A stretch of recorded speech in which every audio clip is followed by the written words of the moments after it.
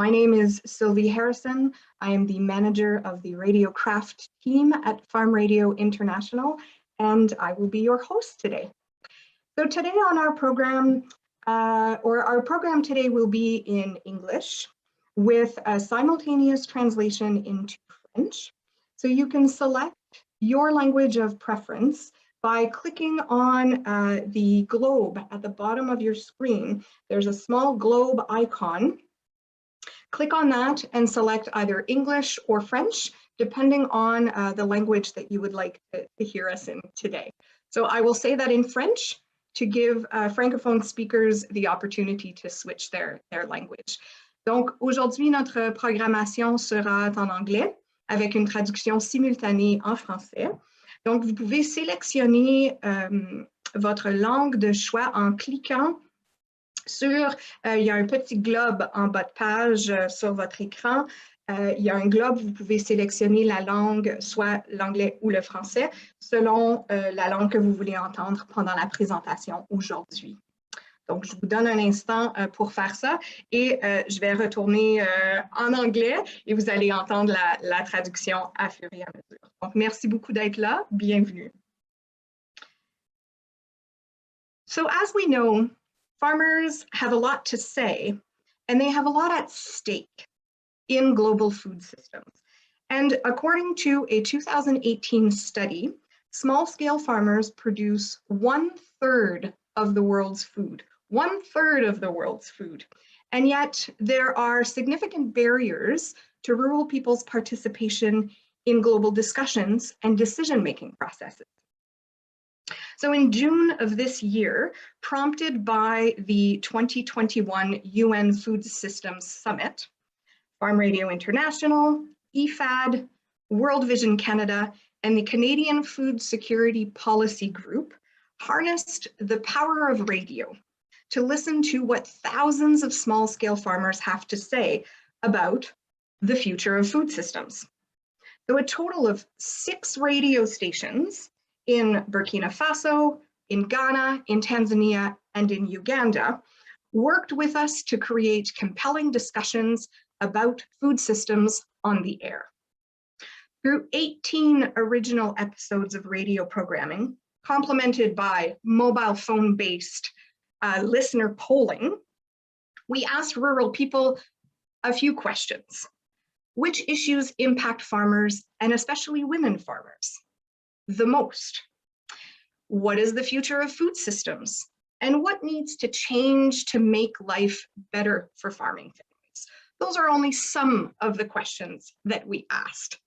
So our goal was really to create a platform for the world, for you, to hear what rural people, especially women and youth, want and need from global food systems. So in all, we got more than 12,000 responses from 3,500 people. And I'm really excited to have you join us today because we're launching the report of on-air dialogues, listening to rural voices. And as we approach the 2021 UN Food Systems Summit, we hope that what rural people told us will remind all of us as governments, organizations, decision makers, and individuals that small-scale farmers should have a central role in these global discussions. And we'd like to show you that you can use accessible mass media, like the radio, mobile phones, to hear from rural people at any time. So let's get our program going. We'll start by hearing from farmers. We'll start by hearing from farmers who participated in the on-air dialogues. Then we'll have a special message from H.E. Alexandra Bugaliskis, the Ambassador of Canada to Italy, Albania, and San Marino, High Commissioner of Canada to Malta, and Permanent Representative to FAO, WFP, and IFAD. We're also looking forward to some really great panel discussions during our program today with representatives from IFAD, World Vision, and the Canadian Food Security Policy Group. So thank you so much to everyone for joining us today. To our panelists, I will thank you in advance. So let's dive in. Anga kasne kalaote me na ya so mo tumne pulu netumba la nyeka kamele de mission ta kasne juga dula porque sene kanu ka dula ukaseka tanye ulo tumne fe kafo abantu balina okukyusa mu gundi mu ngeri gye balimamu ne ba improvingamuuko mbeera kayunga amanya gange yenze Oliver Kamunyo many myself agrika karimense kamema akuya follow loose main point in the town tebe amutu ayakuya jona yi das Kaya nung kanga deme kami do daye ka unubi deme suma uka usika kiri dura ala amba maelezo jibu langu inatakiwa uwe na uhifadhi mzuri wa chakula, uwe na uhifadhi bora, soko nzuri ya chakula ambayo itaweza kusaidia familia yako kwenye kukabiliana na hali ya mabadiliko ya hali ya hewa na njaa. Embere yo ndoza abantu balina okulima emmere nga tebagifuuyira ebibalanga ebyo kubifuuyira ddagala ly'amaanyi enva endiirwa kuzifuuyira ddagala lyotamanyi gye liva so noba nga okozesa ebinyimusa ebyaffe ebyekinnansi mwebale nnyo mwebale ddala twagala small scale irrigation kubanga omusana mungi mu kitundu kino kugamba ngu tukyuse embeera za buli omu nemishase senka ebitimi bya omunyede omunka kuyafuoni mbomu n'omunfa ajinkire ewo byaho obi ade ni problem ba n'oma omahe omuni agric fono n'oma kambu n'omahe asolve individual problems afi n'omunzo nimdia omo edefa kuya no hono nanka omudi akaho. Bonjour, hello. It's a pleasure to be here with you today to launch the On-Air Dialogues report. This difficult year has taught us many things, including how interconnected we are. Security, health, hunger, inequality, climate change, they're all inextricably linked, and what happens halfway across the world has a direct impact on lives and livelihoods in the countries and communities where we live. More frequent natural disasters like wildfires, droughts, floods, and heat waves directly impact local and global food systems and disproportionately on the most vulnerable. Canadians are also feeling these impacts. This summer, our prairies have been faced with a severe drought, and this has stunted crops and forced farmers to sell their livestock off early. Sadly, we know this isn't an uncommon challenge for food producers around the world. But I am optimistic about our future. Many of the answers are out there already. Smallholder farmers, Indigenous peoples, and rural leaders have the knowledge and experience to help transform our food system sustainably. We just need to listen to their voices and to build on their knowledge. In the Canadian province of British Columbia, the Wildfire Service is working with First Nations to incorporate traditional practices developed over millennia to support sustainable and more productive food systems. And in the past, Canada's First Nations controlled wildfires by using carefully timed preventative fires. This experience can now inform our way forward. It is clear that smallholder farmers, Indigenous peoples, and rural entrepreneurs know their land and their communities best. Over time, producers from Canada to Ghana to Tanzania have developed solutions to adapt to the problems brought on by extreme weather while helping to feed the world. Canada is committed to ensuring that the implementation of the Food Systems Summit is informed by local knowledge and experience, continuing to integrate the diverse and varied voices of women, youth, and Indigenous peoples is central to achieving zero hunger. The on-air dialogues are a critical ingredient in making this happen, and we're all eager to learn from the local experts who are on the front lines building a sustainable future for us all. The reach of radio is making it possible to hear the views of a young female farmer in Uganda, to understand the hopes for the future of a food producer in Burkina Faso, and to ensure that they inform the national and global discussions on food systems transformation. So I'm very grateful for the work of Farm Radio International, IFAD, and World Vision Canada to do this essential outreach that brings together the ideas of young entrepreneurs, the experiences of women and men farmers, and the traditional practices of our Indigenous communities. Farm Radio provides a channel through which everyone can contribute to the solutions we need to build stronger, healthier, and more sustainable food systems. And I look forward to continuing to hear the inspiring and rich inputs from farmers and communities around the globe as we seek to achieve the Sustainable Development Goals. Thank you. Merci beaucoup.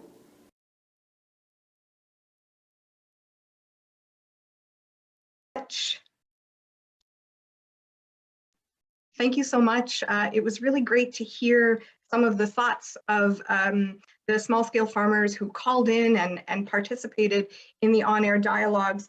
And we could see that there's a very clear understanding of what needs to be done in order to improve their lives as small-scale farmers. And thank you so much also for the inspiring words. It's important for us to remember that we are interconnected. And of course, that radio in this context really allowed us to reach so many people to hear what they have to say. So thank you so much for those inspiring words, Ambassador Bugalisis.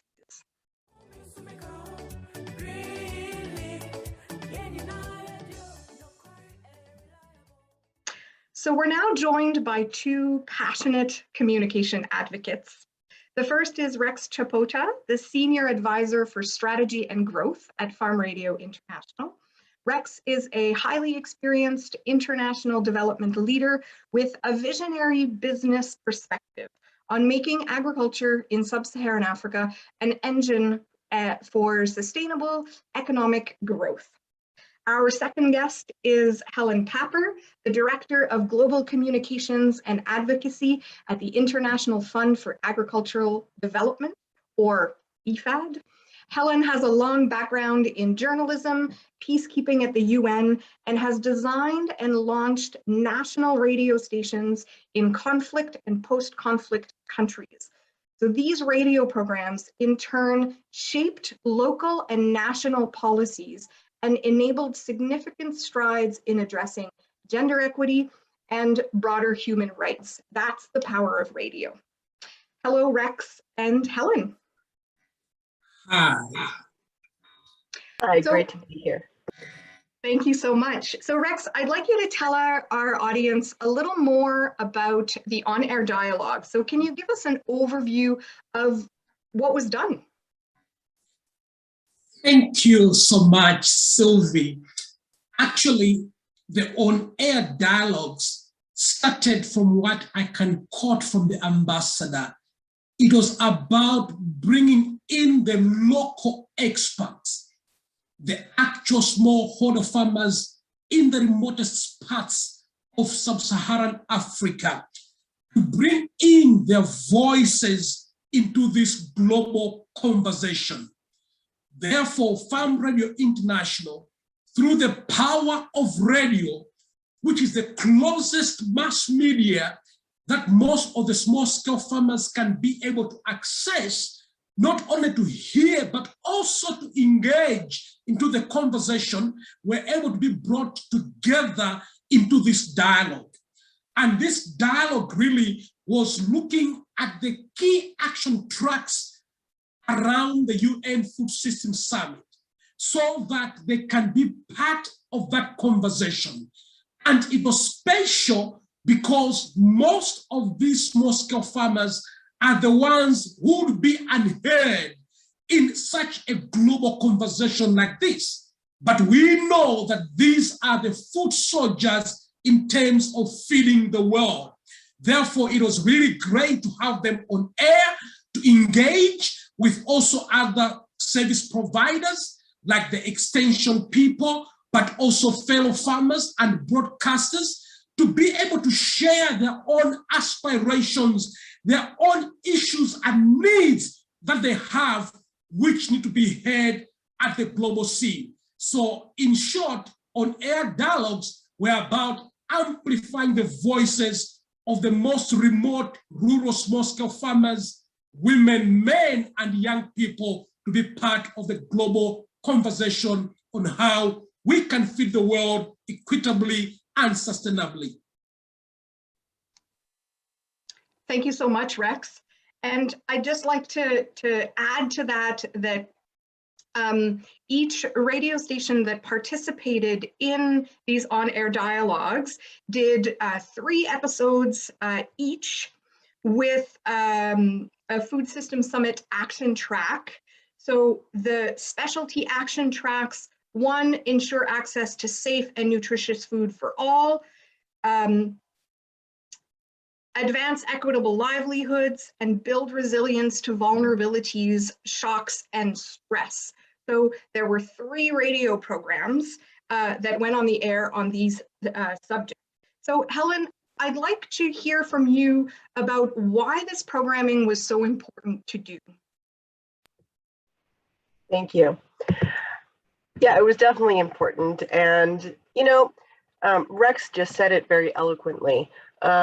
Radio continues to be a key solution to enable farmers to speak to each other, to address community issues, to access wider pools of information and education, to ensure their voice makes it into policy dialogue, not just farmers really, but people and communities in the most remote areas around the globe.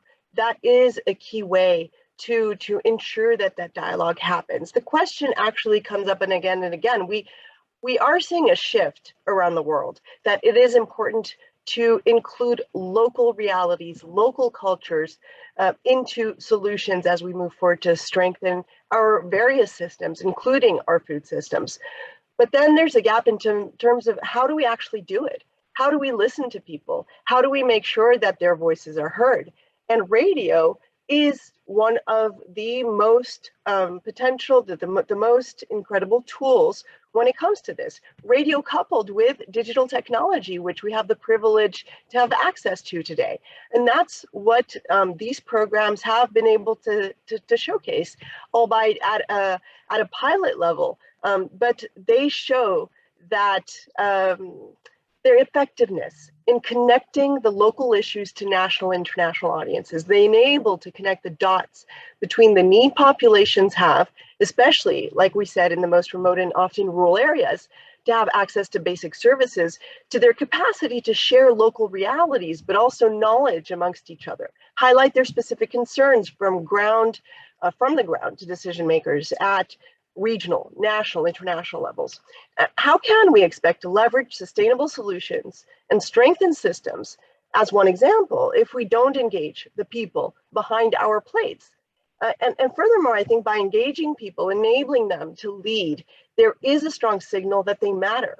And just that mere fact curbs local community tensions. It reduces the risk of conflict, often spurred on by a lack of access to basic survival needs such as food, water, but also being given a voice. That is something that is absolutely fundamental as we move forward.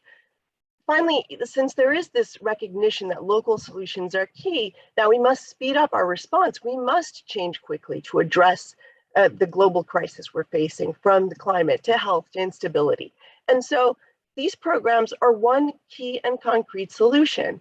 We can see through these results how people's priorities and needs are different. We can see that actually by looking at the outcomes of the surveys, some of the global understandings and global thinking behind what rural populations need are actually quite different from the results of the surveys themselves. For instance, the fact that youth do see them evolve in rural areas, or the fact that access to financing and credits are extremely high up on the list in terms of conclusions. This is why these programs are so important. They need to guide the decision-making going forward. Thank you so much. Rex, I'd like to take you into a little bit more of a technical area of the radio programs. So we mentioned that we especially wanted to reach women and youth. And so what are the ways that the on-air dialogues were able to do that? Thank you so much, Sylvie. Indeed, the on-air dialogues had a special call for women and youth involvement, because we do know that if you do not have an affirmative action to bring in women and youth in the conversation, then the conversation is not holistic. Therefore, in the on-air dialogues, we actually brought in women's voices and young people's voices as guests in the shows themselves. But also we ensured that there were questions that were specifically addressing the issues that matter to young people, but also the issues that matter to women. And actually, during the airing of the shows, in our collaboration with the broadcasters, we ensure that the time of the show is being aired is also conducive and accessible to women farmers, knowing that we can miss them in the conversation if we are not talking about the issues at the right time. And interestingly, during the on-air dialogue results, we have been able to disaggregate all the data and all the voices in terms of what men say, what women say, but also what young people say. Actually, in this on-air dialogue report, we had almost 28% of women polling into the discussion, which was indeed amazing. And over 35% of young people participated in the conversation. So we see that indeed the on-air dialogues were not just talking to only men, but it was indeed to all groups of people, men, women, and young people. Thank you so much, Rex. We're talking about radio programs. And to have a radio program, you need broadcasters. So Helen, I'd like to know, why is it so important for us? And I mean us, the people that are in this call, I'm including myself. Why is it so important for us, and in communication for development in general, to work directly with broadcasters and have them do the live programs and be on the air, rather than writing up a script, recording it in a studio, and sending that out to broadcasters for press and play? Great question. And really, you know, when we're talking about local solutions, we're talking about local realities, we're also talking about those local broadcasters. Who knows better to how to connect to the realities of the local population, but the local broadcasters themselves, the journalists, the people who can express themselves in the local languages, but also really have a fundamental connection to those people. There's a trust factor that is extremely important here.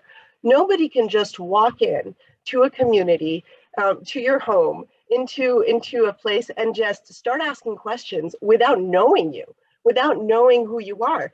How are you going to trust the person that you're speaking to? And so that's what makes the difference. And, you know, in the radio stations that I had the privilege of launching in peacekeeping operations, one of my fundamental rules was these were for local journalists to speak to their populations. These were made to make sure that there was a connection between the populations themselves through local realities. This was not a platform for international voices to come in and be the broadcasters, because that's not what we're there for. And the importance of using that very long-term trust factor that these recognized broadcasters have with the population enables to engage and get really to the heart of what people's real issues are. They're opening up a lot more, and therefore you get to much more credible sources of information, much more credible exchange, and therefore the capacity to move that upwards and to shape policy dialogue. And that's fundamental. And we can't do that from one day to the next. So, you know, the importance of valuing people's local knowledge goes through those broadcasts definitely as well. Thank you so much. I'm sure Rex would echo those exact sentiments. The ideas of trust, credibility, sustainability are also important, which is why we work with those broadcasters. So thank you so much, Helen and Rex, for that glimpse into our process. And we'll check back in with you a little bit later on. We're going to ask you a few more questions, so please stay with us. For our audience, if you want to know more about this report, the On-Air Dialogues report, you can explore a very, very cool visual representation of the interactive responses that we got. There's a you can click around and see some of the answers and some of the results that we got on the on-air dialogues listening to rural people. All of those insights are at dialogues.farmradio.org, dialogues.farmradio.org. So go check that out after our program, obviously. So our next panel, we are joined by 4 individuals who worked tirelessly to ensure, or who work present, not past, who work tirelessly to ensure that rural people are really at the center of everything that they do. Our guests are Mwivano Malimbwi, Anne Turinayo, and Benjamin Ojo Fiafor. Mwivano Malimbwi is a clinician, nutritionist, and project manager at World Vision Canada. At World Vision Tanzania, sorry about that. Mwivano has 18 years of experience in project management and is an expert in social and behavior change. Anne Turinayo is the IFAD country director for Burkina Faso and Sierra Leone. Anne is passionate about sustainable rural development and rural transformation and has over 15 years experience as a practitioner in the field. Benjamin Kojo Fiafor is the Farm Radio International Country Director for Ghana. Benjamin has 21 years of experience in agricultural development programs, strategic planning, and leadership. Mwivano, Anne, Benjamin, welcome. Thank you so much for joining us today. So together, we'll take a deep dive into the results and the implications of the on-air dialogues. And for everyone joining us, you can ask questions to our panelists using the Q&A function of your Zoom. And this also applies to Rex and Helen as well. If you have questions for Rex and Helen or our panelists right now, you can go ahead and put those questions in the Q&A, and we'll have a Q&A towards the end of the panel, towards the end of the programming, and we'll try to get to as many of your questions as possible. So let's kick off our discussion with a short audio from Peace in Uganda. tulina okubeera nga tukola nnyo okubeera nga tuyimirizaawo famire zaffe then.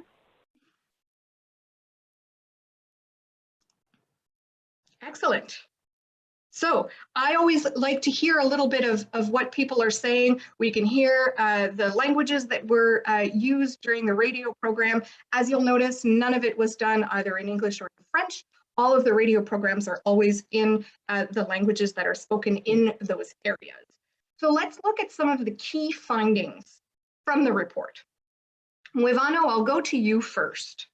You're an expert in health and nutrition, so let's look at the results related to this. In the report, the results show some really interesting differences between the responses that women and men gave regarding diets. So can you unpack that a little bit? What are some of these differences and what might those differences represent? Thank you very much, Sylvia. If you look to the question that was asked about the quality of food, the result shows that women are somewhat more concerned about nutritious inadequate diet than men by 29.6%, where men was 25.7%.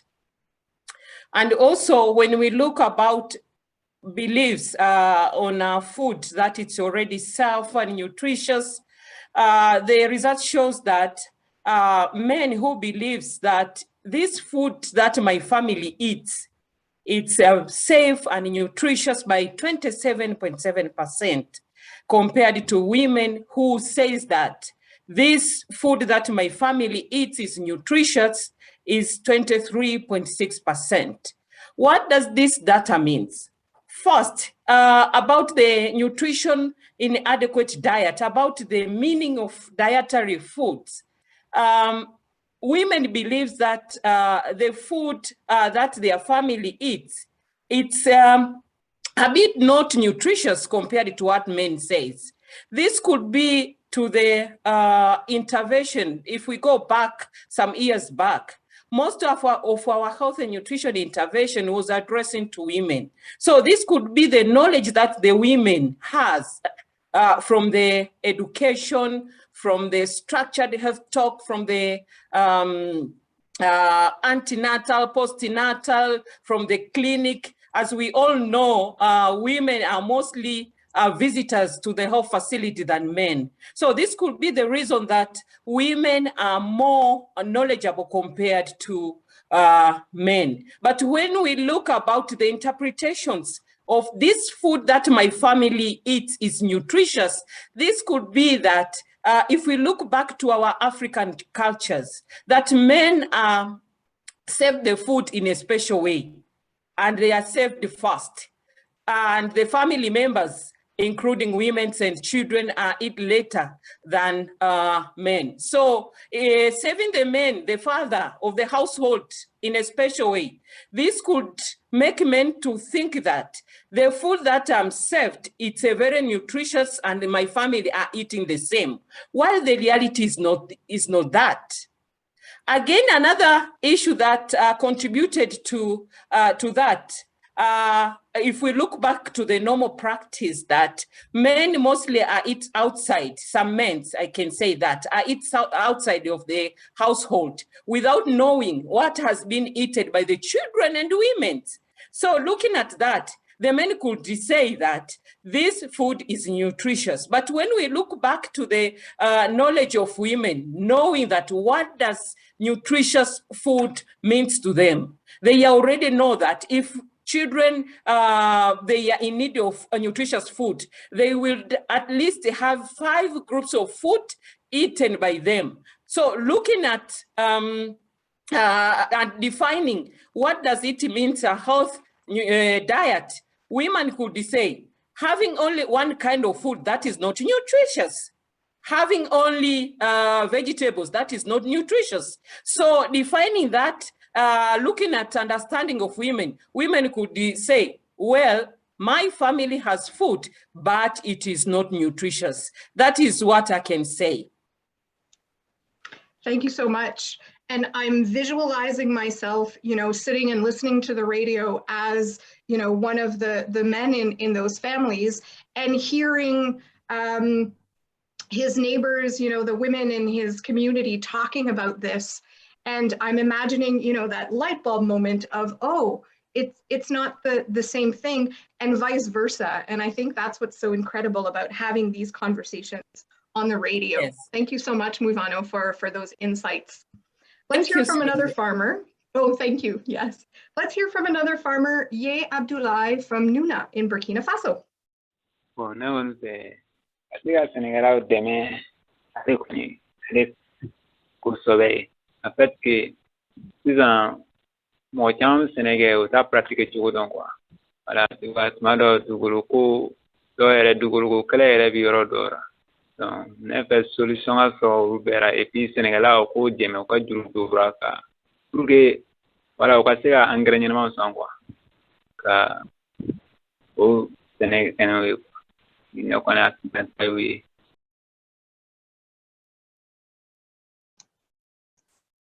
Excellent. So for those of you that were reading on the screen there, we could see that we're talking about access and control to land, credit and loans.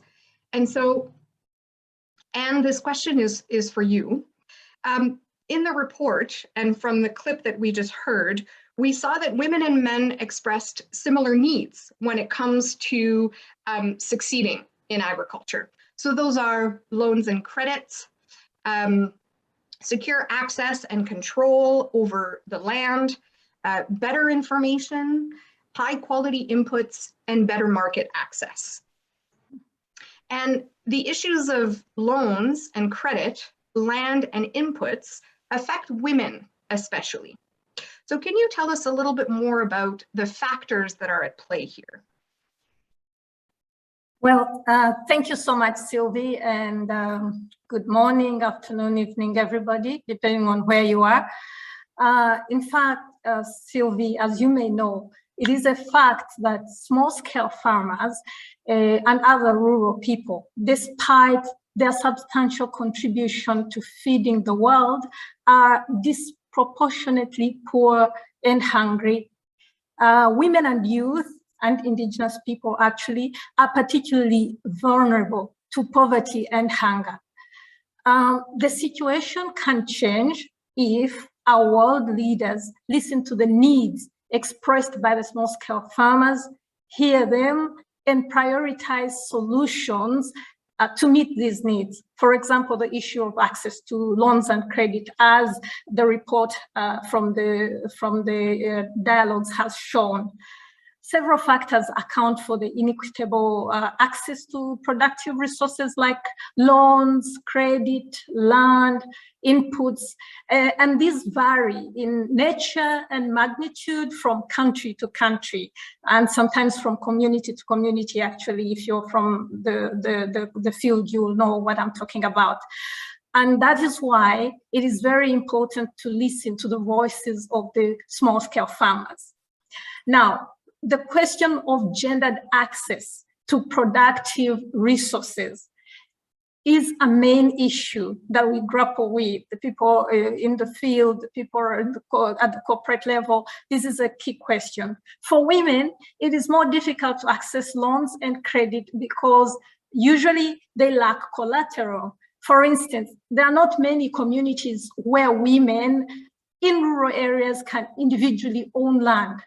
Where they do, the land is not titled, and so they cannot use it to present as collateral in financial institutions to access the loans and credit, for instance.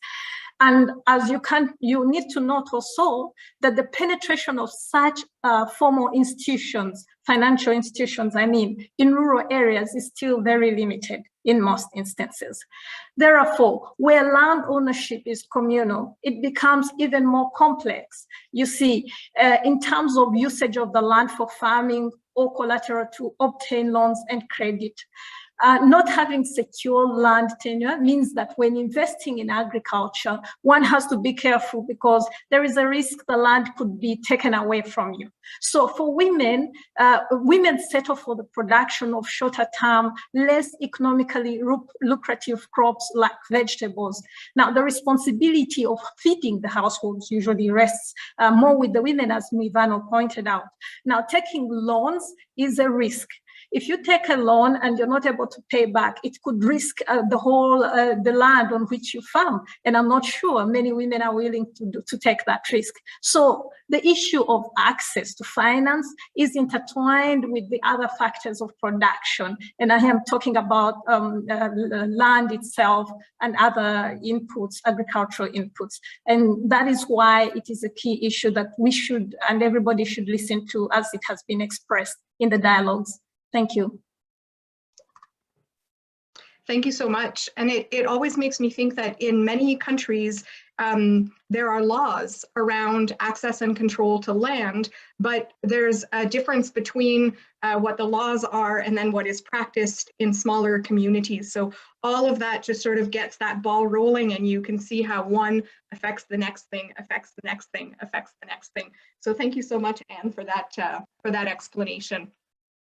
We'll go to a last video before going to you, Ben. So this video is from Frederick, or this audio, I should say, is from Frederick, who reached us from the Bono East region in Ghana. The Enkameni Swaf for Hekuyamas, the Enkamea must be a farmer of one say.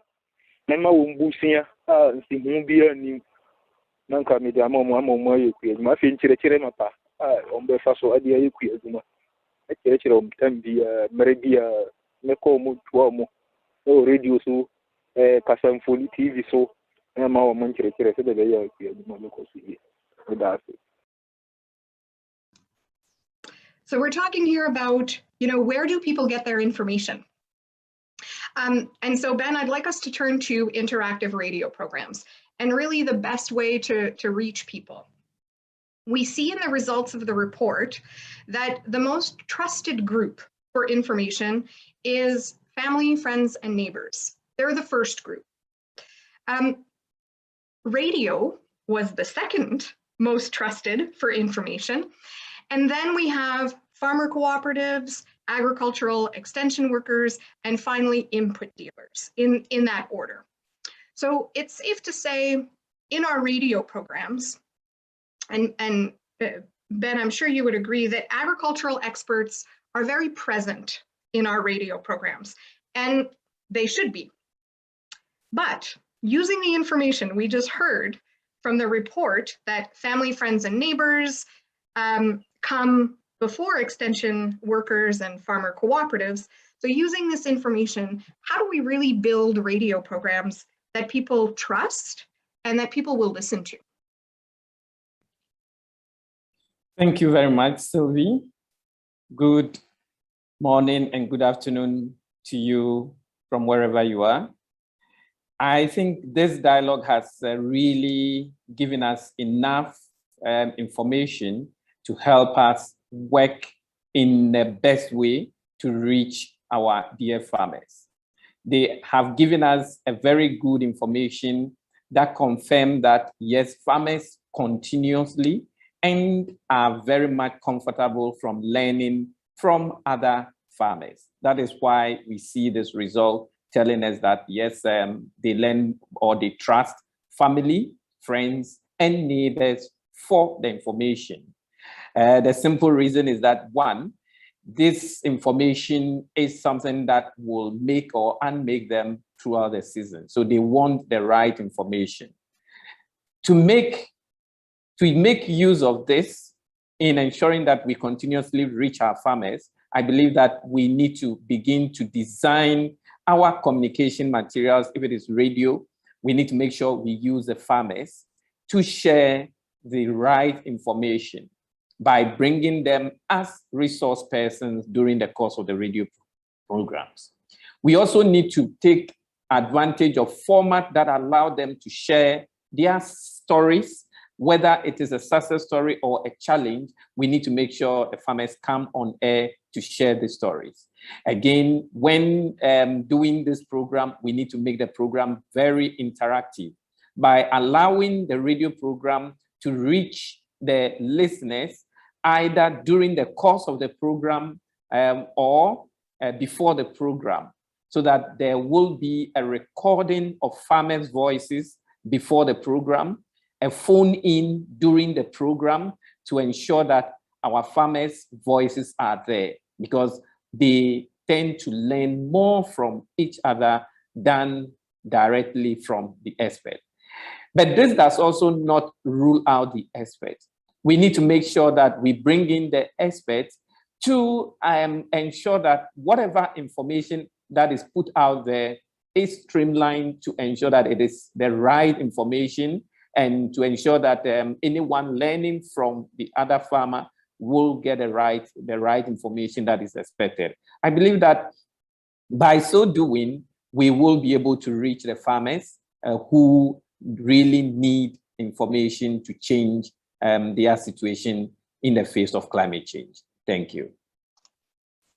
Thank you, Ben. And I think an interesting element to having those conversations on the air is when you have those different groups coming together and talking to one another, there's a bigger chance that people will understand the realities of each group.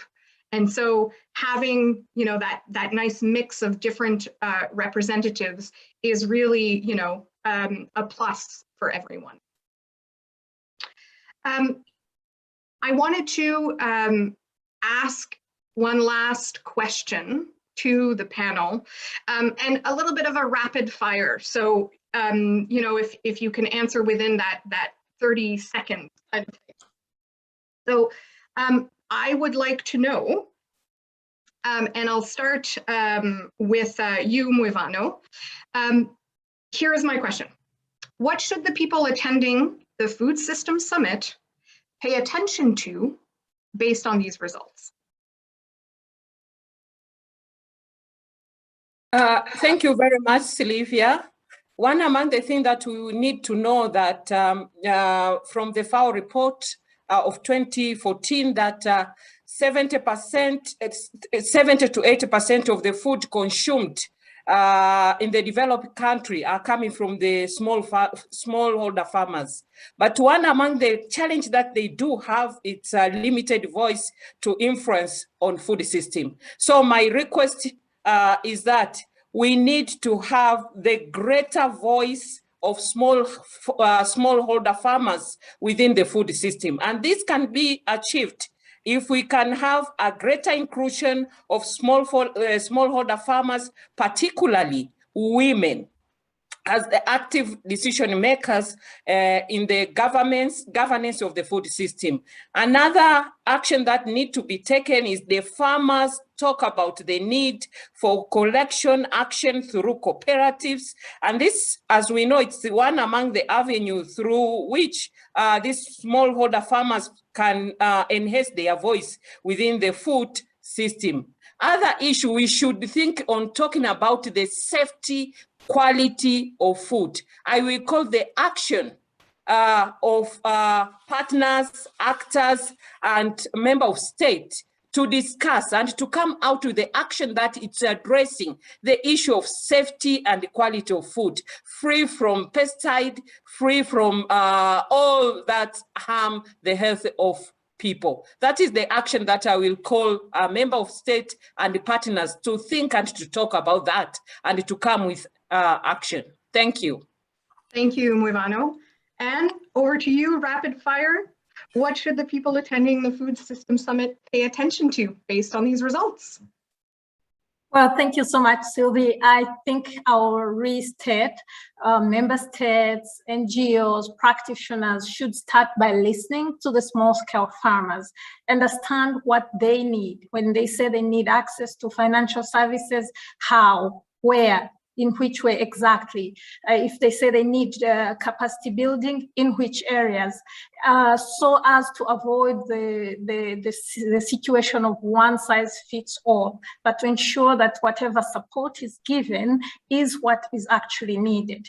Now, regarding the women, the youth, the only way to empower them is to engage them and to support them to engage profitably in production and decision-making processes. And this can only happen if you build the capacities of these groups of people. So the summit should urgently respond to the question of how to ensure that all the foods, the whole food system is inclusive, equitable, and fair. That's the important thing. Number one, that they provide decent incomes and livelihoods to those involved in food production, processing, storage, and marketing, who are mostly, as far as food production goes, are the small-scale farmers. And number two, that the people have confidence in the food on their plates and are not worried whether it is safe or not. I think Mwivano also did mention on that. And thirdly, that the people are assured of sustainable food production and access to nutritious food. I think that would be the message. Thank you, and over. Thank you, Anne. Benjamin, you're the last one. What should the people attending the Food System Summit pay attention to? Thank you very much. People, NGOs, development partners, and individuals participating in this Food System Summit need to take this very seriously, that farmers are very much aware of all the issues that have to do with the food system, and they are ready to take responsibility. One of the questions on the issue of weather tells us that, yes, farmers are ready to take responsibility if they are given the right information, if they are involved in the whole process as partners, so that at the end of the day, it is not just pushing information on them as to what they need to do, but they are really engaged in a dialogue that ensure that they take up or they make a meaningful decision out of what they need to do concerning the food systems in their homes. One of the things that also we need to also take very, very much cognizance of is that within this result, the issue of gender, age also play out very clearly. So in terms of fashioning any communication material, we need to take into consideration the level of the age, and also whether we are dealing with men or women. And by so doing, we will be able to communicate directly to our farmers. And it is very clear that radio still stands out as one of the channels that more and more of our farmers use in getting the information that they need. And I believe that when we continuously design very good programs that are very interactive, we will be able to reach all our farmers at the right place and at the right time. Thank you. Thank you so much. Thank you to all of our panelists, Muivano Malimbwi, Anne Turinayo, and Benjamin Kojo Fiafor for your insights. What I'm hearing is we need to involve rural people, small-scale farmers, avoid generalizations, and really look into specificity, why, how things became the way they are, and why and how should people make changes if they need to.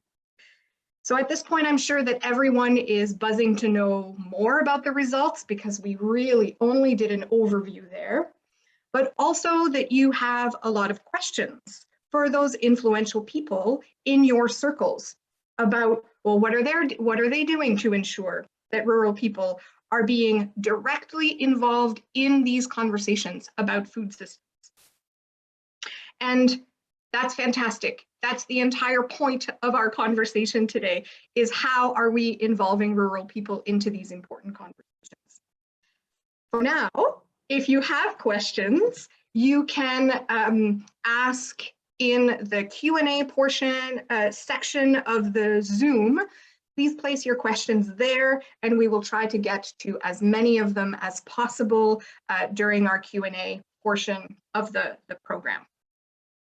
And of course, to explore the results, we have this beautiful interactive visual representation of the report. You can also hear the voices of the rural people who participated in the on-air dialogues.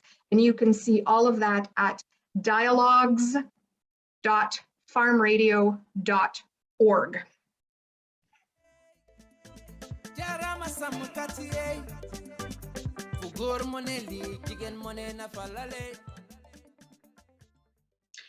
Up next, an inside look at the dialogues from our friends at Volta Star Radio in the Volta region of Ghana.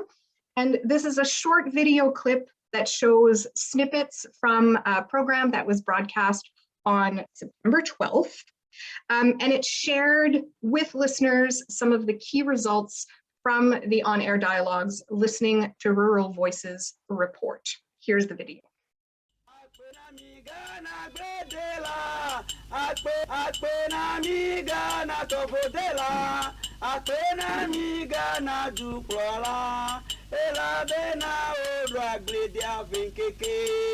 Ngatepe unjebe eyugado agbledela fe nkeke mi dia bubu mu a Volta Star Radio ha fe bubu dagbledela hu wana enye agblede omicho eya tanye chaniga anani gbadago enyi netebe matro be hehe maduko fofu fa ha bobo gande do ade asinami be mi ajuro nu mekplemi be vieto ela be wode jesimi agbledela hu bletodela hu ke agbagba jeje yo mi todolawo mi edetome eyi mi edewona me be mi tenu fofu nu chuchu awa e Georgina mi alegbegbe e Georgina do fe yo kata leta de na dodua do fe wenye IFAD Farm Radio International ye Volta Star Radio ha mi wo mi atosinwa mi todolawo enye jijo manyagbolo be mi wa de ka pele mi le kosidagbe o egbe feta roji mi popole ko nibe mi adakpe na mi dakpe na mi ya mi aga gbugbo nkwado nu yo ji mi zo avaya mi adon ko jina mi ke bia do li wo dade mo aji na mi fe torolawo be wa de o fe susu agborochu emu ga ka bia de kranye be ene bobu ebe mi ano agbledem ano miafe agbagbaje gake nunyame mano miafe lamewa nkomi nye police mama so adakulo yabe ni de kai kana na be nye fomano na de die nyebe nyebe nyelu wa mera gwenu do pokrala ni tan ya bana alumi no sana tire ke alu ti sisire ke tinyala gbe to ra mo ko achika ni re kuma ba corona alo corona do ngere mo na kucha ko ya joga ka wondo menele achika wa mo na achika dan ku pe do dudu harejo ke jogbeni anomia ngebe ameyo hewana ya degu ameyo do adamuna mia odumoto de siade agakpo gomen for justice abegashi bakpere David Rejoice Daniel wawenye ameyo cho ho teaching hospital wokwa miafe la mesefe adamudodo gba anyo be mi asemia no vi yo medefia mia mi asofe gbe wado egbenami elabe waweli mi ohamili for justice play David Rejoice mi awizo mi zo vivi se radio per money home ba miawe nanya takaka o miawe do adamu miawe khonu madibe mi atire menami aga gbogbo donku enyati nyako yo mi adibe wano to menanya selao kude ni nyame fe vivie nyenyenyu emi la glemanu kuzam ta kahima je ko ma me dugbe na toro la oken yemi no nu fu ma mi fu ni cho nyame vovovo yemi be nyama do enyo na be carbohydrate kena na mi nse kahia kpon sami kpon ni cho carbohydrate ya yemi be carbohydrate a mi atan po le mi afa blie agbali ete pleto me mi ga fu cho nyame bubu ikemi atan po cho elan alo apa alo elan kokunzi me yo David Rejoice ekwebo yo ape makado agbefeyin na salon ni ponucho lekemia klo mi ape atikuchocho ape adu me dokona ko patikuchocho fike he pole mebi asime alo eyera opa memeye gbo patikuchocho ko ye tutu do fahun ko ye du kenya adakwena IFAD Platform Radio International be wodum semi be metemu waya ga kenya ha maga hogbecho ugbo be mi ameyokata wo nade le ni chocho ahede gume kaka ovadua mi yo dakpena mi lo Volta Star Radio ha dakpena mi kaka ke mi doji jona mi nyebe so ha yo me khofebla eto hado ha wodenu jedodo ame wodenu woname kaka de libe ni chokosra gbe chamiga anani badago manga pe mi de agbrede omi chu wonanu ke ni chokosra igbodagbe ya mi aga gede mi ape kadudu plemi be mi ha mi atenu adenu mi ape wona bubu awome abe ala emi wonene me di jogbo mi de sia de na mi no be kosra gbe mi ga se mi ape ngodo ha ya mi anya ebe agbrede omi chu wona e ya le mi apendo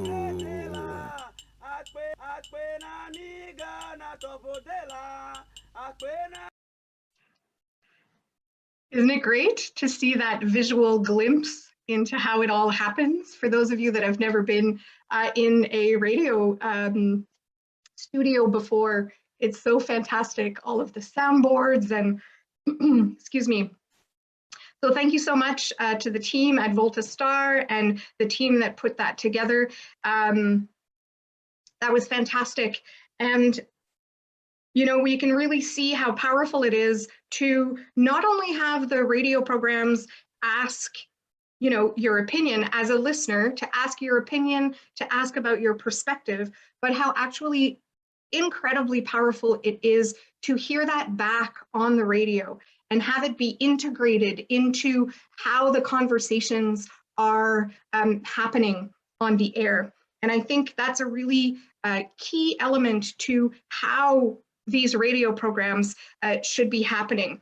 It's okay to ask questions or to get rural people to ask experts questions, but it's also really important to hear them on the air and have them give their opinions, their expertise, share their innovations. So thank you so much for that video. And you know, it's always incredible to hear the optimism of respondents in the on-air dialogues on, for example, the topic of climate change. The results of the report showed that 90% of respondents said that they felt that individually, as individuals, they can do something to help mitigate climate change and protect themselves against climate change. And so that individual action and the optimism is fantastic, but it can only go so far, and we know this. We need policy, we need action, we need change from, a much higher level. And so luckily today, we have a group of people who can speak to that change, those policies, the way forward. So let's turn to the summit itself. What decisions do policymakers need to make to address climate change, as well as, all of those other issues that are part of food systems? For our last panel, we'll welcome back Rex Chapota and Helen Papper. And we're also joined by Angeline Munzara and Laura Sewell. Angeline Munzara is the Livelihoods Global Sector Lead for World Vision International. In this role, Angeline provides global leadership for livelihoods practitioners in 100 countries. Welcome, Angeline. We're also joined by Laura Sewell, who is the Senior Representative for Canada for Mercy Corps. Laura has been working in international cooperation and humanitarian assistance for 15 years and is here today to represent the Canadian Food Security Policy Group. So thank you so much for joining us, everyone. Today, I only have one question for you, but it is the million-dollar question. Laura, I'm going to ask you first. Now that you know all of this, that we've had all of these results from the on-air dialogues, listening to Rural People Report, what do we do next? What concrete actions should be taken, and I'm gonna dare say will be taken? Thanks, Sylvie, for that. Yeah, I'm here representing the Canadian Food Security Policy Group, and so we're a coalition of civil society organizations in Canada that engage in policy dialogue with the Canadian government. And we were so happy to be a part of this on-air dialogue experience and to hear directly from smallholder women and men, farmers and rural people about their own perspectives on food security, on agriculture, and on climate change. And from our side, we're committed to take these forward in our policy dialogue with the Canadian government. Right now, Canada's Feminist International Assistance Policy refers to nutrition, to employment, and to climate change as areas for action, but doesn't explicitly include food security. So we feel that this is something that could be taken forward given the changing global context and increased rate of food security and even famine that we're seeing worldwide right now. We saw from the on-air dialogues that small-scale farming has great potential to create employment, to reduce poverty, and to drive economic development in Africa. Almost 90% of the farmers in the on-air dialogue saw potential for youth in farming. But for youth to be able to succeed in farming, food systems need to change, and there needs to be greater investment in inputs and financial tools that are relevant for small farmers, and better access to training for youth in particular as they become the new generation of farmers in the future. And many of the farmers, as you pointed out in your introduction, many of the farmers who called in pointed to weather-related threats as a risk to their food security. And we know that those risks are increasing year on year with climate change. And so while many farmers said that they felt that climate change was something that they could deal with, it was something that they could deal with support. And so that's something that really needs to be prioritized going forward. Canada's Feminist International Assistance Policy emphasizes the importance of gender equality and women's empowerment as a pathway for sustainable development. And during the dialogue, and also from other panelists here today, we've heard that women believe that greater access to loans and credit and control over land were considered the most significant pathways for success as a partner. So what we've heard through these dialogues is that small-scale farmers are ready and able to offer solutions. And now it's up to us as Canadian CSOs and to the Canadian government and to other actors in the Food System Summit to take these forward. Our suggestion is to invest in women farmers and women's producer groups, in facilitating financial inclusion for women and in opening channels for women to access information through different methods that are accessible and convenient for them, and supporting advocacy efforts for equal land ownership for women around the world. And to see small-scale farming as an economic driver that can provide livelihoods for young people, including young women, and to continue to increase support for climate change adaptation in our funding and in our policies in countries like Canada, where we have the means to do that. Great, thank you so much. Rex, I will ask you the same question. So what is your call to action going into this summit? Thank you, Sylvie. Imagine in 3 weeks during the on-air dialogues, we're able to have thousands of voices bring out their issues. In those same 3 weeks, millions of small-scale farmers were reached and knew what is happening on this global agenda concerning food systems. This just shows the power of communication. But in most cases, we put communication as an afterthought. We just think about communication as publicity. But indeed, the on-air dialogues have shown to us that communication for development has to be one of the key levers of engagement and dialogue in the development process. Therefore, I urge the UN, member states, developing partners, and all stakeholders to invest in communication for development, because it's not just about an announcement on air or just a news item. It's about discussing livelihoods and development issues that can make a difference in these food soldiers of feeding the world. Secondly, we have seen from these on-air dialogues that through the power of communication, and in this case, interactive radio, integrated with mobile platforms, and actually catalyze local action at scale. In most cases, our development programs only reach some tens and few hundreds. But when you utilize the power of mass media, like radio, integrated mobile platforms, we can catalyze local action at scale. Therefore, as we move towards the achievement of the 2030 Sustainable Development Goal targets, we need to actively engage the rural populace. Therefore, our call to member states, all stakeholders, is let's involve the rural populace. And how do we do that? Let's utilize communication. Let communication be a central issue in terms of the areas to invest on as we go towards the 2030 SDG targets.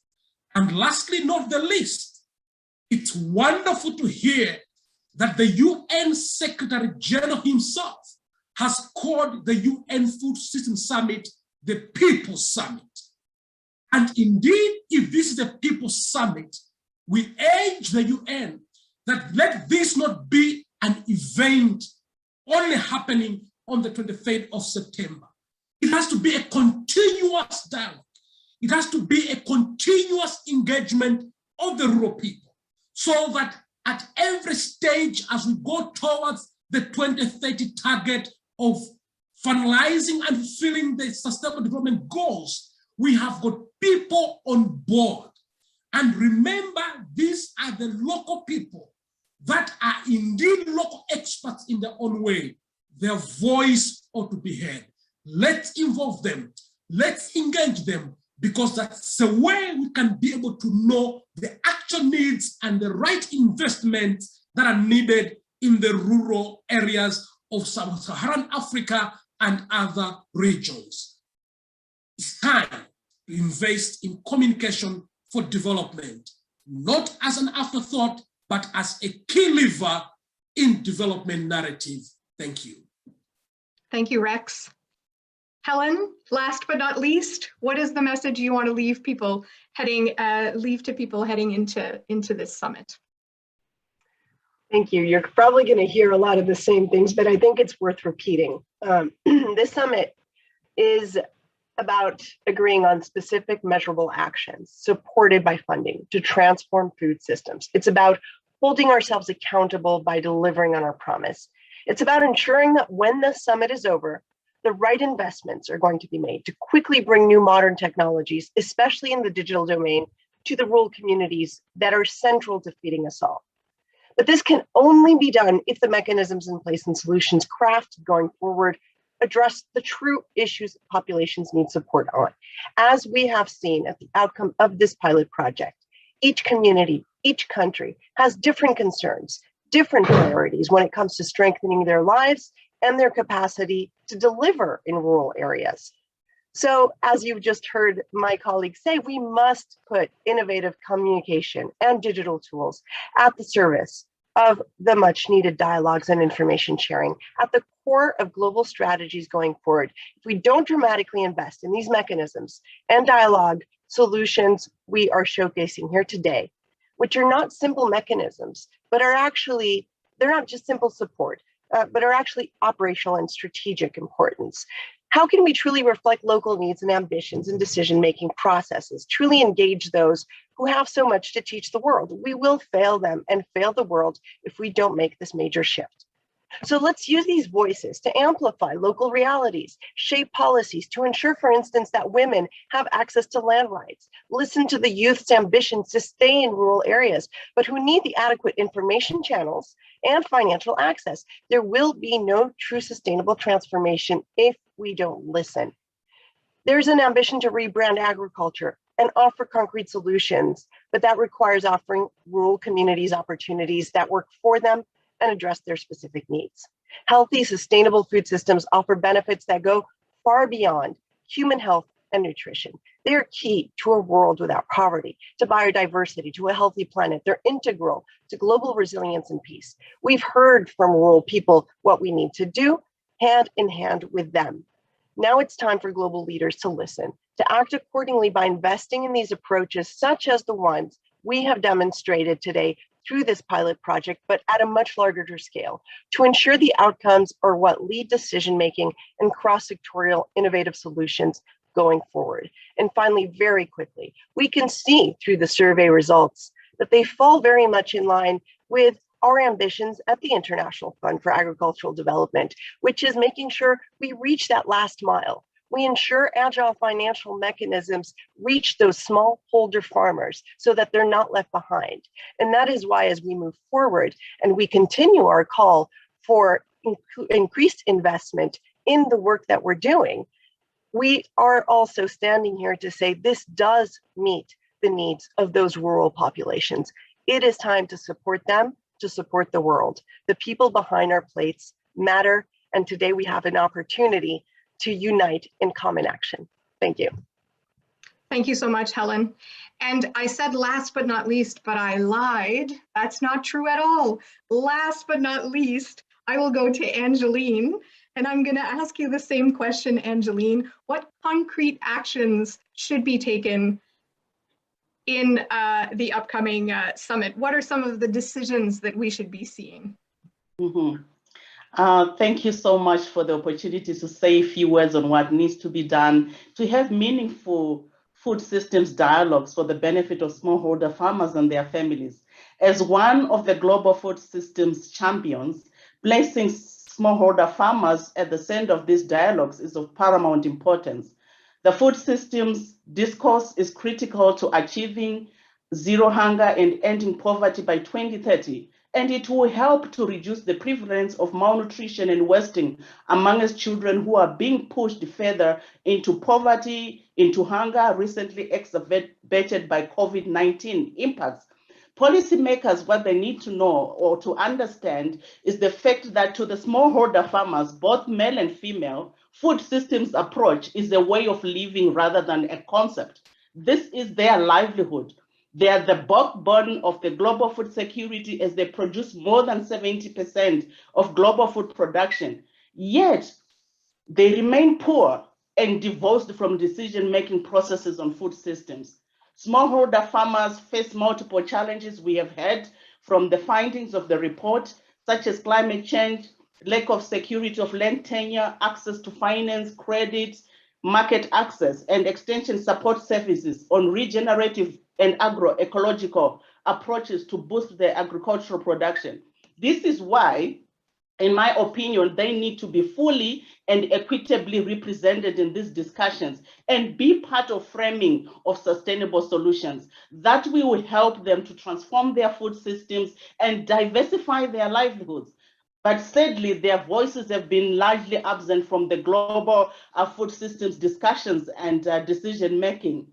The food system dialogues and post-summit engagements, they need to provide opportunities to listen to the voice of the farmers. As I've said, this is more than a concept to them. It is a livelihood. It is a way of life. And we should allow smallholder farmers to speak for themselves as they possess in-depth knowledge. They possess the expertise, the necessary experiences on how to transform food systems to be more gender sensitive, to be more inclusive, to be more sustainable, and to be more resilient. So denying them this right during and post the Food System Summit dialogue will risk the summit promoting solutions that are at minimum do not meet the needs of these smallholder farmers, and it will push them further into food insecurity and poverty.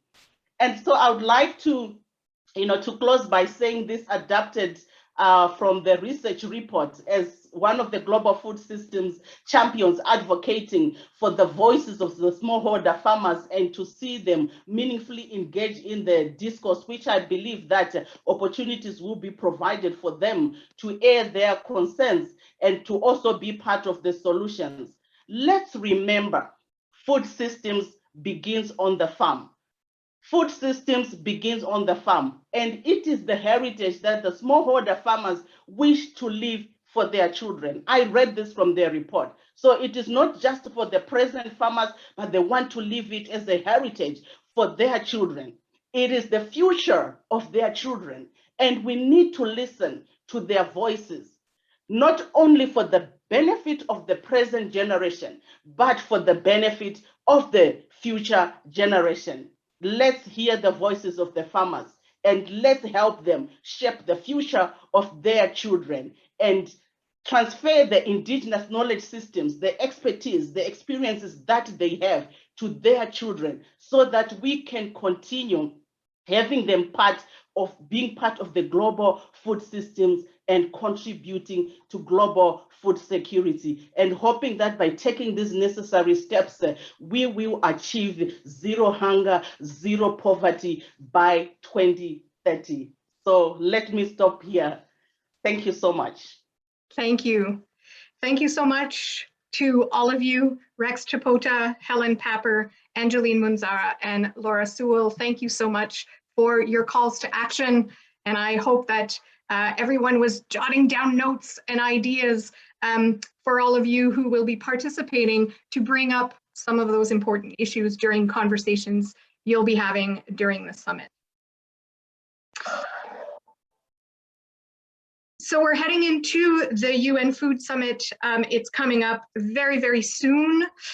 We've heard a lot of ideas. We've gone into the results of our on-air dialogues, and needless to say, there is a lot of work to do, but we're also hearing that that work is being done. It's happening. We're almost to the end of our time together. And before we jump into the question and answer period of our programming, for those of you who can stay a little while longer. I just wanted to leave you with a few thoughts, and it really echoes all of the things that our panelists have been saying throughout this conversation. Summits are a wonderful, great thing, and they're very, very important. They allow us to gather and allow us to make important connections by participating in a variety of discussions with all kinds of different people. You know, summits are so important for that. And this year, because we're you know, mostly doing we're doing a virtual summit, we will very luckily be able to wear much more comfortable shoes, and that will definitely make our summit experience very, very enjoyable. We know that there are some long days, a lot of discussions, and this year we can do it from the safety of our homes. Summits are an opportunity for concrete decision making. There will be a lot of that happening. They allow us to shape policy and intervention and to feel really rejuvenated in our commitments. But as many, many people have said during our conversation today, much too often, the guest lists do not include the people we are talking about. Small-scale farmers, rural people, all of those people that we're talking about during these summits. The inspiration for the on-air dialogues was really to use the most accessible form of communication, the radio, coupled with mobile phone interactivity, to really listen and to include rural people in the Food Systems Summit process. So going into this year's summit, let's really strive to not only put ourselves in rural people's shoes, not only to invite and actively listen to rural people, but also to act on what they are telling us and embrace the complexity of food systems and the very concrete implications they have on the lives of the people involved in them. Let's move forward from today with a renewed commitment to rural people, not as an abstract idea or as data, but really, truly as real people with a real capacity to contribute to the conversation about food systems. So a reminder for those of you that are interested in learning more about this report and the results that we've gotten from this report, you can go to dialogues.farmradio.org for a really beautiful visual representation of these results. You can also visit ifad.org/rural voices, ifad.org/rural voices. And if you want to learn more about Farm Radio, you can go to farmradio.org. Thank you so much for joining us today. We have a few minutes for some questions. I think we've gone a little bit over time as the discussions have progressed. There's so much to say, so that often happens, but we have a few minutes for questions. If you're able to stay, please do. But if you do need to go, thank you so much for participating today and joining us in this conversation. Have a wonderful rest of your day. For those of you staying, let's get to those questions. I'll get through as many as we can.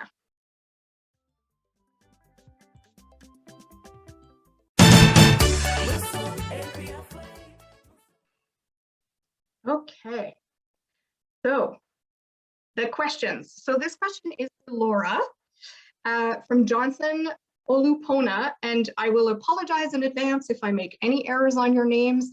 I do want to say them, but apologies in advance if I mispronounce. So Laura, this question is for you. How can smallholder farmers be part of policy makers in Africa? Or how can they be heard by Canadian and international policymakers?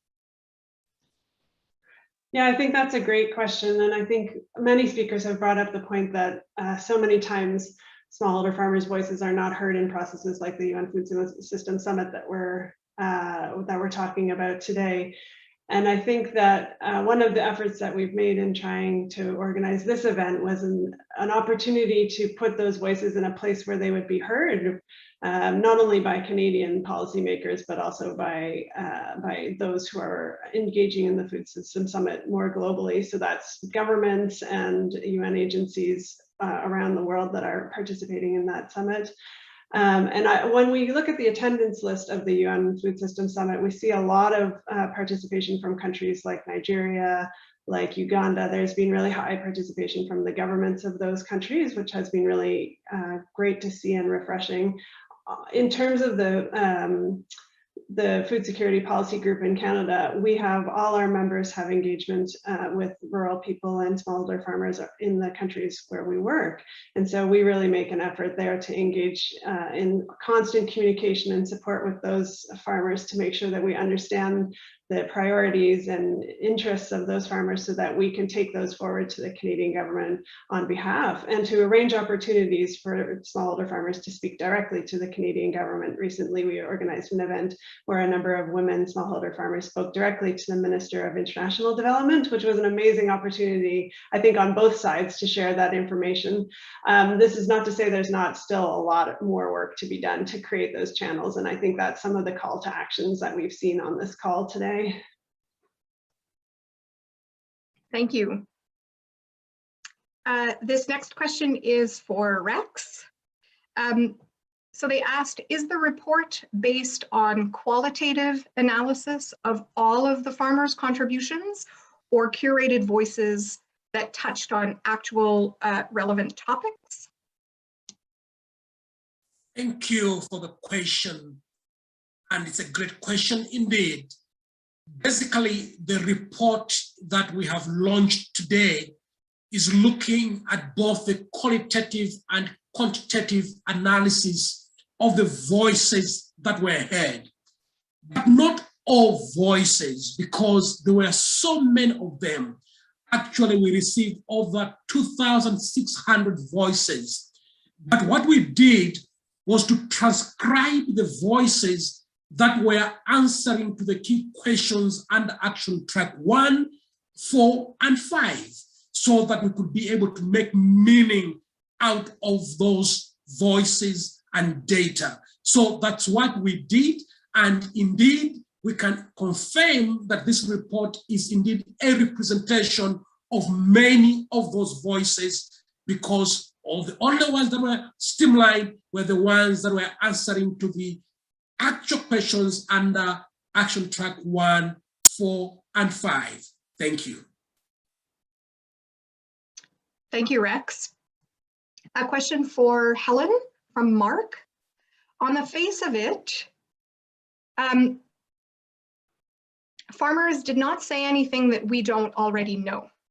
However, the problem is that often the dialogue on food systems becomes very complex, and the farmers are reminding us that we need to get to the foundations right. Farmers need the right inputs, the right infrastructure, the right finance, and the right collective action that fits into the value chain business model. How do we ensure that the UN Food Systems Summit ensures that it emphasizes the need to get this foundation right, and additional financing is targeted to building this foundation? A great question and a broad question as such. You know, one thing is that you may get a notion or an idea that, well, they haven't said anything we don't know, but actually, if you really look into the specifics of the report, which I really recommend that you do, because it is publicly available, you'll see that actually the results are different from country to country. The priorities are different. The different necessities and the importance, for instance, of some, you know, accessing funding versus in other areas and in other countries, the importance that is given to the type of seedlings and the type of seeds that they're getting in terms of the nutrition and the questions that they're posing in terms of health are different. So the questions and the results are actually quite unique to every area. So I think we are learning something new. We are also learning, compared to a global understanding, that the youth are still trying to flee to urban areas because they feel that they don't want to stay or that they have no sustainability in rural areas. The results actually show that they're looking for ways to make it work in rural areas. So I do think actually there is information that is extremely valuable, and that does contradict some of the common notions that are sometimes bordered between information and disinformation.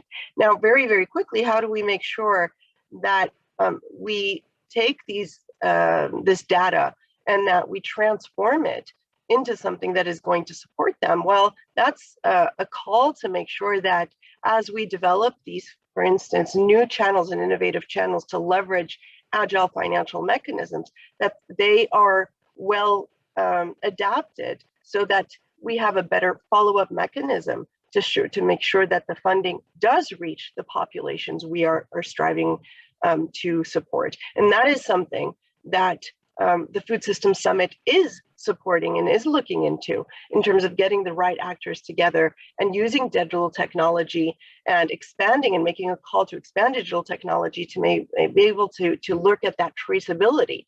So there is a way to use some of the key learnings from these dialogues to make sure that the solutions that are then coming out of it are mirroring them and are actually effective. Thank you so much. So this next question is for Muivano from an anonymous attendee. So they're asking, the issue of access and control over productive resources is essential for farmers to increase productivity and livelihood sustainability, and more so for women farmers. So what key initiatives are being undertaken to enhance women's autonomy, agency, and decision-making, as these define the level of participation to and enjoyment of benefits from agricultural initiatives?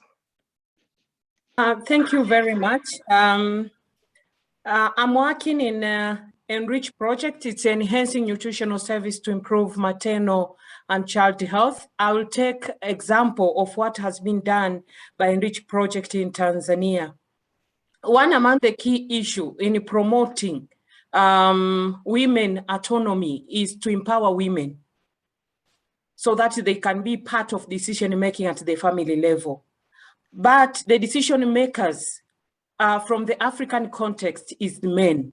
So without forgetting men behind, we need also to empower men to understand what are the women's rights, what can be done to empower women so that they can be part of this decision making. So from the Enrich project we had, and in Tanzania particularly, we focus on empowering women using the channels of men. So the men are the agent of change to empower women. That helped a lot for the women to have the decision-making ability, decision-making power, but also the issue of economic empowerment, including in economic issues, such as in the issue of farming. Instead of women be taken as the producers of food crops, we need to think, and that is the call for action. We need also to think about the inclusion of women to the cash crops, and that can be done from the household level to the decision makers level, to the country level, and to the world level, that the women are not entitled only for the food crops. They are also entitled for the cash crops. That is to ensure the economic empowerment of women, and that can make a women the ability and power decision making. You cannot be able to influence the decision if you are not economically able. So there's the issue that need to be done to empower women economically. That is the call for action. Thank you very much. Thank you. I will ask this last question because we've gone over time, but we want to ask this last question. I will ask it to two people, actually, to Anne and Angeline. I'll start with you, Anne, from an anonymous attendee. And that person would like to know in what way in different countries, different countries, can farmers be taken into account or be part of those decision spheres, like the where people are making decisions. So in what ways can people concretely in their country be part of those conversations? Thank you, Sylvie. That's a very wonderful question, actually, because I would like to speak about the need to be deliberate about including the excluded. Most of the times we assume when we get people meeting and we see that the women, the youth are included, but no, you have to be deliberate. In certain communities where women are not allowed to speak in public, for instance, you have to make sure that you target them particularly, put them aside, listen to what they have to say. In some communities, you'll find that when community meetings are called, they're called at times when the women are supposed to be fetching the water, preparing family meals. And so it's assumed that, oh, they didn't turn up, which is not really true. It's the timing of when that meeting was called, for instance. So I would just say the response to that question is be deliberate. Do not assume that the women are not around because they just don't want to be. No. What time have you called the meeting? If it is in a joint meeting where you have both the men and the women, be careful, because culturally, in some contexts, women cannot speak when their husbands are around. You've got to put them separately. And the same goes for the youth, because in most contexts, you find that the youth are not allowed to speak when the elders are around. So you have to also put them aside and listen to them separately. And that's what is really very cool about this Farm Radio International and IFAD partnership, that you're giving people an opportunity to call in, to speak, and they don't have to be in a context where they're uncomfortable. They can actually pick a phone call in their own room and call in. That's one of the ways. Thank you. Great, thank you. Those are all very practical ideas. And Angelina, I'm going to ask you the same question, but of course in a completely different context. How do we make sure that people are involved and that the right people are hearing their inputs? Thank you so much. If I can quickly respond to that. I think we have heard that the Food Systems Summit dialogues, the preparations ahead of that are very complex.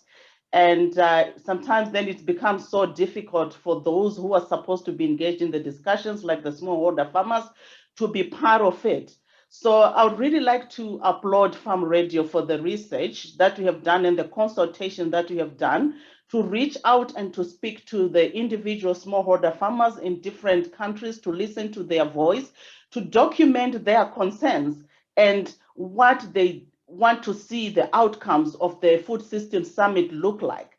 So relying on like-minded organizations like, Farm Radio, like IFAD, like World Vision International is in almost like 100 countries, visiting their offices as well to, voice out the concerns of the communities that we work with, so that in their advocacy and policy-making discourses, they can engage with the different ministries who are being represented at the Food Systems, Summit.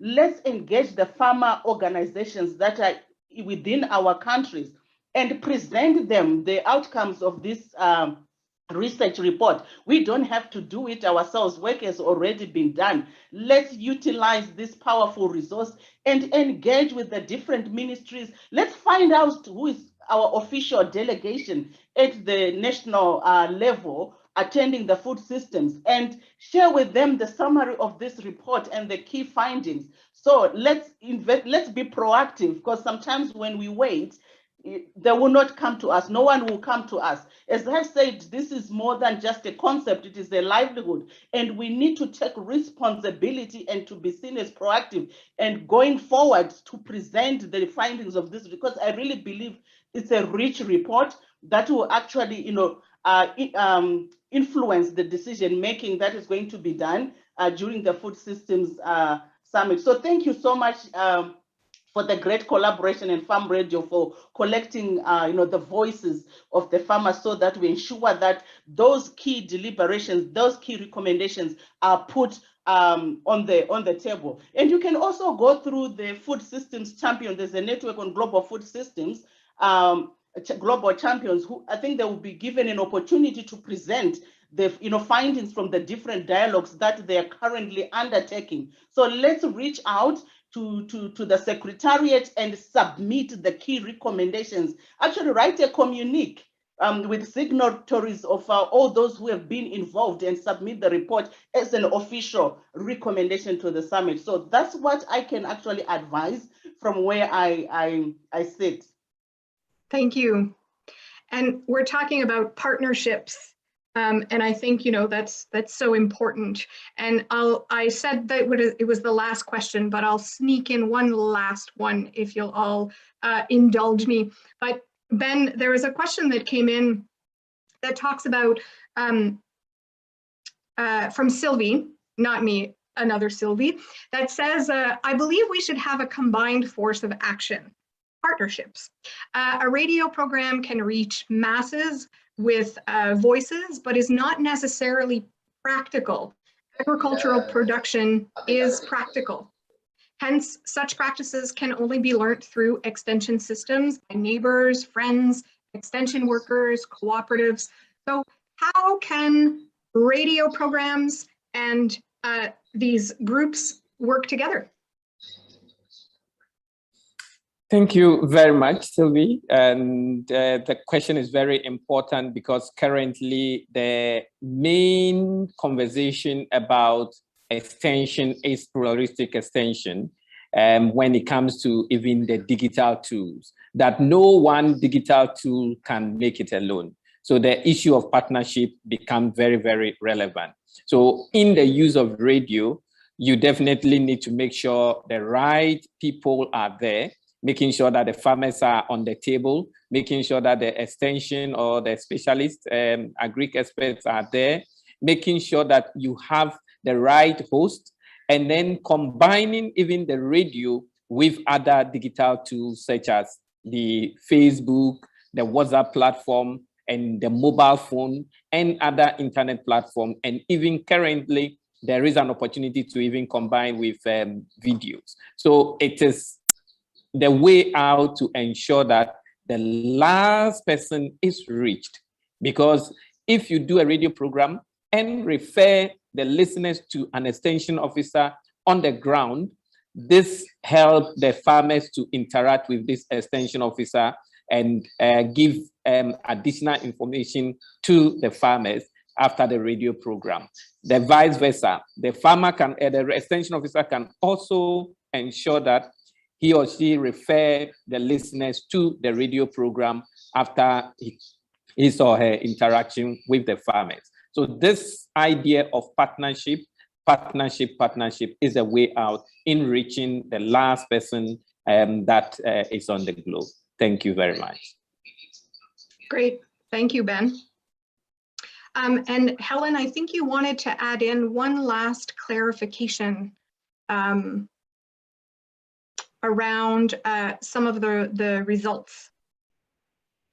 Yeah, I'll just tie that into what my colleague Ben just said, which is, we have to make sure that the people in the most remote areas and every last person on the globe is connected, and radio does that, and radio saves lives. And it is, with technology and the digital technology that we have today, one of the most impactful tools. And the partnership with Farm Radio International is key to that.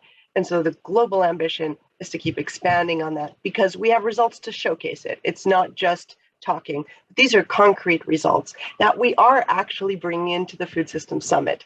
So this was done very much in response to a global call from the United Nations Food Systems Summit to leverage independent dialogues, and on-air dialogues were added to that. And there were specific mechanisms which were used to make sure that the solutions and that the key concerns of the populations that participated were brought up through those mechanisms. So they are going to get to that global stage.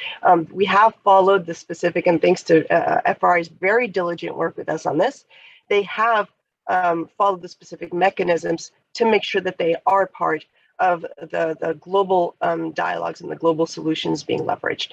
And so it's something that is a little bit groundbreaking, I have to say, and that I think we're all very proud to be showcasing as something concrete that we're bringing towards the Food System Summit together. Excellent. Thank you so much. So that is the end of our program for today. Thank you for all of you who have stayed a little bit longer. I know that we've gone over time, but when we're talking about such important topics and everyone is so invested in all of this, of course, we have a lot to say. But thank you once again to all of our speakers, Muivano, Anne, Laura, Angeline, Benjamin, Rex, Helen. I hope I'm not forgetting anyone, but thank you so much, and thank you for all of you who have been listening. I want to thank everybody who was behind the scenes helping out, and also the Storm Events Limited. Thank you so much for all of the background work and loading up all of the videos and the audio. Thank you so much. It's really inspiring to think that we have the ability to really connect with and work towards a better understanding of the people we work for, rural people, and work with them to build better global food systems. And this conversation has certainly been inspiring. I hope that you carry that over to all of you who are attending the Food System Summit coming up very soon. So I was Sylvie Harrison for Farm Radio International and the On Air Dialogues, Rural Voices on the Global Stage. Thank you so much for listening. Bye-bye, everybody.